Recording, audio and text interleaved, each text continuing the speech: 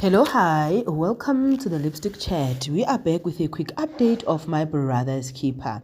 Unfortunately, Umshengu is roaming on the streets. Ugai is lost. Ugai agazi ukuthi ukuphi.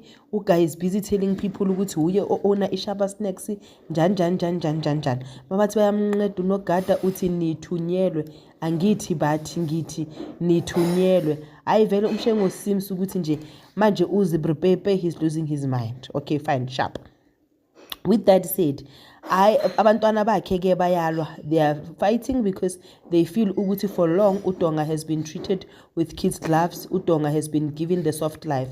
But uDonga also raised his voice to say, in the time where I needed my father to be proud of me, to do things for me, to show me he loved me the most, he did not do that. And therefore I'm in this position, and you know how I had to struggle for me to get my business up and running, my tender business, and my dad sabotaged me through all that. I vele ingathi bazoba ne-understanding la bazoxolelana khona. Maybe that's how they want to close it, showing us ukuthi beyond all the family dynamics and the things that happened, the boys can still forgive each other. On the same note, uNqubeko has decided to go and see umuntu wakhe or the first wife uNomusa. Going to see uNomusa upset uGelelo.